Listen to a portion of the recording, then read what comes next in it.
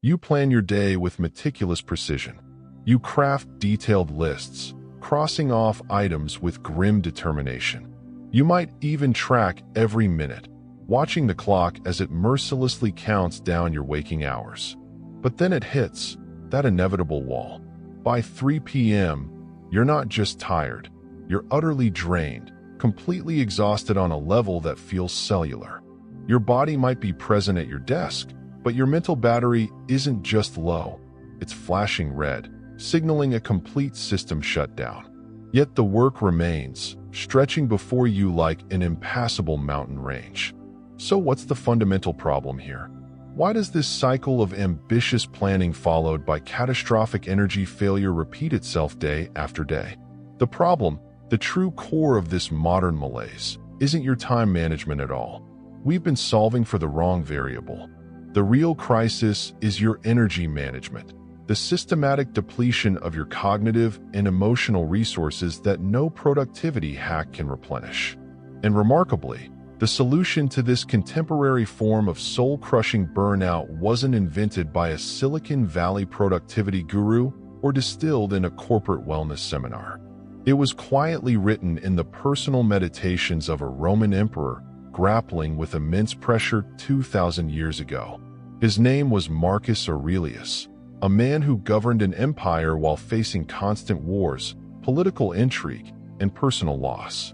His profound secret, discovered not in comfort but in relentless duty, wasn't about cramming more activity into less time. It was about rigorously protecting the quality and integrity of your mind itself. It was about building mental fortifications so strong that you could preserve your clarity and purpose no matter what chaos swirled around you, ensuring you had the vital energy to do what truly matters when it matters most. Marcus Aurelius developed a powerful, enduring metaphor for this protected mental space, the inner citadel. Think of your mind not as an open field, but as a formidable fortress, a bastion of reason and will that you must actively defend. This fortress of yours stands guard over your most precious resource, your attention and mental energy. And from the moment you wake to the moment you sleep, this citadel is under constant, relentless siege. Every pointless notification that pulls at your awareness, every trivial request that demands a slice of your focus, every moment of emotional reaction to things outside your control, these aren't just minor distractions. Each one is like a precise, calculated strike against your walls, creating another hairline crack in your defenses. This assault doesn't merely waste your minutes and hours, it systematically drains your mental energy reserves, depleting the very garrison of focus and willpower you need to accomplish anything meaningful. This is why Stoic productivity, in its deepest sense, was never about finding clever ways to fit more tasks into your day. It was always about the strategic defense of your mental citadel, knowing what to let in, what to keep out, and how to maintain your walls against the endless siege of modern demands. So, how do you actually mount this defense? How do you transform this beautiful metaphor of an inner citadel from a philosophical concept into a practical, day-to-day reality that protects you from the relentless siege of modern life?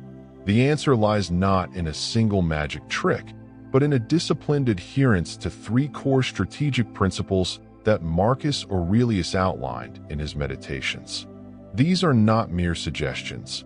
They are the foundational pillars of Stoic energy management, a tripartite system for governing your attention and preserving your mental resources. First, the principle of discernment. You must learn, with ruthless precision, to distinguish between what is within your control and what lies beyond it. This is the cornerstone, the bedrock upon which all other Stoic practices are built. Marcus Aurelius wrote, "You have power over your mind, not outside events." This single sentence, if fully internalized, can liberate a tremendous reservoir of wasted mental energy. The vast majority of our daily anxiety, frustration, and exhaustion does not stem from the events themselves, but from our futile attempts to control the uncontrollable. We burn through our cognitive fuel worrying about other people's opinions, what they might think of us, how they might judge our work, whether they approve of our choices. We ruminate over past mistakes, replaying conversations and decisions on a loop, as if our mental anguish could somehow rewrite history. We project ourselves into an uncertain future, anxiously trying to solve problems that haven't even materialized, attempting to orchestrate outcomes that depend on a million variables we cannot command. The first and most critical rule of Stoic energy management is to become a vigilant observer of your own thoughts. You must catch yourself in the very act of spending your precious mental currency on these externalities. It's like noticing you are pouring your finest fuel into a broken engine that will never run. The moment you identify this leak, this misallocation of your attention, you must consciously and deliberately redirect that energy back to the one domain where your power is absolute, your internal world. This means focusing on your actions, the next right step you can take. It means scrutinizing your judgments. Are you interpreting a neutral event as a catastrophe? And it means choosing your responses. Will you respond with patience or with irritation, with courage or with fear? This practice of discernment is not a one-time event, but a continuous, moment-to-moment recalibration. By systematically refusing to invest energy where you have no agency, you alone can save a massive, game-changing amount of your mental capital, redirecting it toward what is truly productive and virtuous. Second, the principle of essentialism. You must become a fierce and uncompromising gatekeeper for your attention, preserving your mental space only for what is truly essential. Marcus Aurelius provided the perfect tool for this when he advised, ask yourself at every moment, is this necessary? Our modern minds are not just occasionally distracted, they are drowning in a sea of mental clutter. We have become passive receptacles for every notification, every demand, every piece of trivial information that the world throws at us. The goal of the Stoic is to shift from being a passive receptacle to an active, discerning gatekeeper. Your attention is the gateway to your inner citadel, and you must stand guard at its doors. This means that before you allow any task, any thought, any distraction to cross the threshold of your mind, you must subject it to this simple but profound litmus test. Is this necessary for my core duties or for living in accordance with my virtues? Is scrolling through social media necessary for your duty to be a focused professional or a present parent? Is worrying about a colleague's offhand comment necessary for your pursuit of wisdom and justice? Is attending that optional meeting necessary for your most important work? If the answer is no, then you must cultivate the discipline to dismiss it. This is not about being rude or shirking responsibilities. It is about exercising supreme sovereignty over your cognitive real estate. You are protecting the sacred space required for deep thought, for focused work, and for the cultivation of character. Every time you say no to the non-essential, you are saying yes to the important. You are reinforcing the walls of your citadel against the siege of the trivial. And third, the principle of restoration. You must recognize that a fortress cannot endure a perpetual siege without maintenance, and thus, you must regularly and actively restore the walls of your mind. A physical fortress subjected to daily attacks requires constant upkeep, repairing battlements, restocking supplies, and allowing its defenders to rest. Your mind is no different. To believe you can constantly output mental energy without ever inputting restorative practices is a recipe for certain burnout, for the total depletion of your inner resources. Throughout his writings, we see Marcus Aurelius constantly engaging in this restorative reflection. This was not a passive break or mindless escapism. It was an active, strategic restoration. This practice involves consciously stepping back from the front lines of daily battle to repair and strengthen your inner defenses. It is the deliberate act of quiet contemplation, where you retreat into the quiet center of your citadel to reconnect with your core principles. It is the practice of evening journaling, where you process the day's events, examine your judgments, and release the accumulated tensions. It is the conscious disconnection from the digital chaos, the phones, the screens, the noise, to allow your nervous system to return to a baseline state. This is not laziness, it is strategic maintenance. It is the equivalent of a soldier cleaning his weapon and sharpening his blade. By building these rituals of restoration into your day, a walk in nature without your phone, 5 minutes of focused breathing, reading philosophy instead of the news, you are not being unproductive.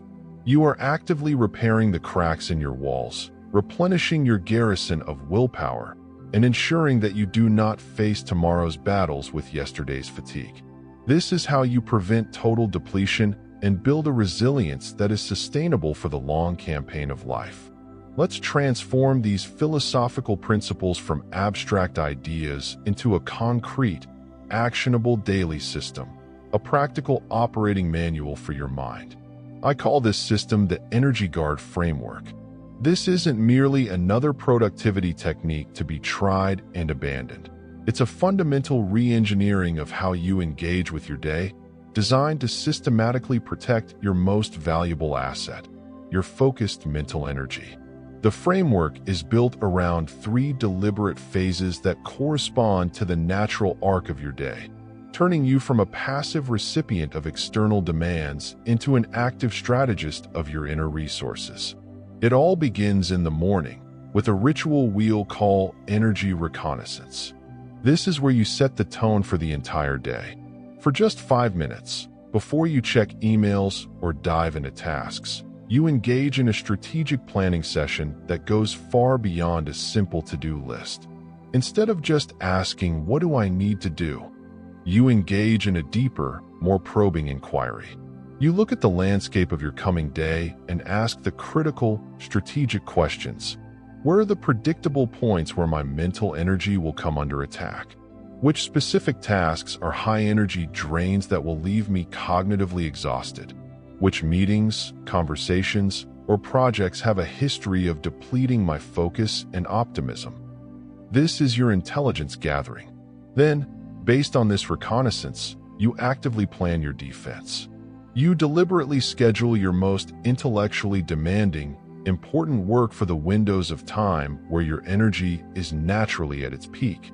For most people, this is the late morning. You place protective buffers, 15-minute blocks of quiet, transition time, immediately after meetings you've identified as draining. You are not just managing your time. You are strategically deploying your mental forces, positioning your strongest defenses where you know the enemy will attack. This 5-minute investment transforms you from being reactive to being proactive, allowing you to meet challenges from a position of prepared strength rather than surprised vulnerability. This morning preparation seamlessly leads into the heart of the day, where you execute the priority guard tactic. As you move through your hours, your primary mission is no longer to complete every item on a list, but to act as a dedicated guardian of your 1 or 2 true priorities. Your attention is the gate to your citadel, and you are the gatekeeper. When the inevitable distractions arise, the ping of a new email, a colleague's quick question, the internal itch to check social media, you do not simply react. You consciously pause. You raise your mental shield. You invoke the second principle. You ask, with disciplined detachment, "Is this necessary?" You assess the interruption against the backdrop of your essential duties. If it is not necessary for your core mission or aligned with your virtues, you make a conscious choice. You either note it down for a designated administrative time later in the day, or you dismiss it entirely. Your focus remains locked on completing the 2 to 3 key tasks you identified during your morning reconnaissance. This disciplined focus ensures you are fighting the battles that truly matter for your campaign, rather than exhausting your ammunition on every minor skirmish that appears on the horizon. You conserve your energy for decisive victories. Finally, as the formal workday concludes, the framework moves into its third and most overlooked phase, the evening, dedicated to a strategic restoration ritual. The end of your work obligations does not mean the end of your duty to your mental citadel. This is a critical juncture. Succumbing to passive consumption, mindlessly scrolling through videos, binging news cycles, or getting lost in the digital noise is not true rest. In fact, it is merely another form of siege, a low-grade assault on your recovering attention. Strategic restoration is an active and intentional process. It is the dedicated time for repairing the wear and tear of the day. This could be a 15-minute walk outside without any devices, allowing your mind to process and decompress without new inputs. It could be 5 minutes of journaling, where you reflect on the day's events, assess where your energy was well spent or wasted, and consciously release any lingering tensions. It could be reading a few pages of a physical book that nourishes your mind. These activities are not passive. They are the equivalent of sending out repair crews to mend the cracks in your walls and resupplying your garrison with fresh willpower. This is how you actively reset your nervous system and ensure you do not carry today's fatigue into tomorrow's battles, thus preventing the corrosive effects of total depletion. To make this framework absolutely concrete, let's apply it to 2 common energy vampires. First, imagine you have a weekly meeting that consistently leaves you feeling drained and frustrated. Applying the Energy Guard framework, you would, during your morning reconnaissance, you proactively anticipate this drain. You mentally prepare for it, and, crucially, you schedule a 10-minute buffer block immediately afterward. During the meeting itself, you employ the priority guard tactic. You enter with a clear, written intention to stay focused on the agenda and consciously refuse to be pulled into unproductive, emotional debates. Afterwards, you use your scheduled buffer for strategic restoration. You take 10 minutes to decompress, perhaps by walking around the block or simply sitting in silence, instead of violently context-switching straight into your next demanding task. This contained strategy transforms an energy-draining event into a managed operation. Second, consider your email inbox, a notorious source of constant energy leakage. The Energy Guard framework dictates that you reconnaissance by deciding you will only process emails at 2 designated batch times during the day, not as they arrive. When you are in your batch processing session, you activate the priority guard. You approach each message not with a reactive, "I must deal with this now" mindset, but as a guarded gatekeeper, asking, "Is this necessary?" for each one. You immediately delete or archive anything that isn't. You quickly respond to the trivial, and you schedule time for the complex ones, if they align with your core priorities. This systematic approach plugs a major energy leak and reclaims countless moments of focused attention. Time is the great equalizer. Every human being, from the Roman emperor to the modern professional, is granted the same 24 hours. This finite container cannot be expanded, no matter how desperately we wish for more. But within this unchanging vessel of time lies a variable so powerful it determines the difference between a life of impact and a life of exhaustion: your energy. How you cultivate, protect, and strategically deploy this inner resource is, and has always been, your most consequential choice. You stand at a crossroads every single day. Down one path lies the familiar territory of reactivity, allowing the outside world, with its endless notifications, demands, and crises, to dictate your mental state. This path leads to you becoming a puppet of circumstance, your strings pulled by every new email, every distracting thought, leaving you perpetually drained, scattered, and ineffective by day's end. It's a slow erosion of your potential. But there is another path, a path walked by the Stoics. This is the way of intentional energy management. It is the decision to no longer be a passive reactor, but to become a conscious architect of your inner world. It means moving through your days with the precision of a strategist, not the panic of a firefighter. It is about wielding unshakable focus like a sword, cutting through the noise to dedicate your finest resources only to what you can truly control: your judgments, your actions, and your responses. This is how you transform pressure into performance and chaos into clarity. Remember, your mind is not a public park, open to all comers. It is your citadel, your fortified center of command, wisdom, and resilience. Its walls are built from your principles, and its strength determines the quality of your entire life. Every time you choose to do a morning reconnaissance, you are scouting the horizon and reinforcing the gates. Every time you guard your priority from a distraction, you are stationing a guard on the ramparts. Every time you engage in strategic restoration, you are repairing the walls after a day's battle.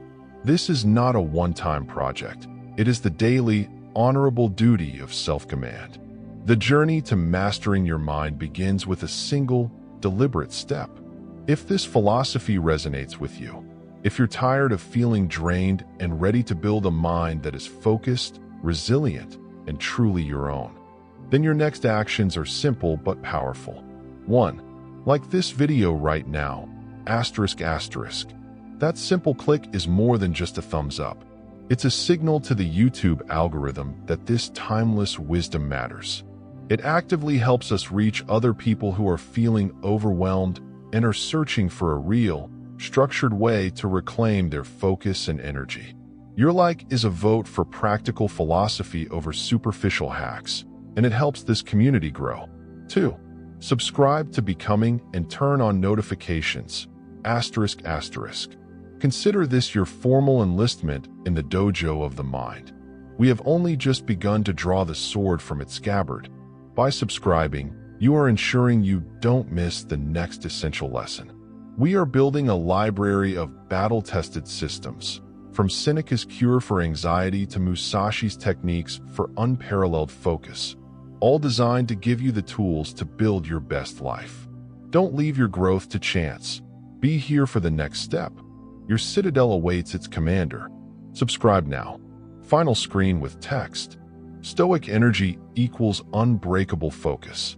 1. Morning. Energy reconnaissance. Plan your defense. ****. 2. Day. Priority guard. Defend your attention. ****. 3. Evening. Strategic restoration. Rebuild your strength. ****. Subscribe to Becoming. Master your mind.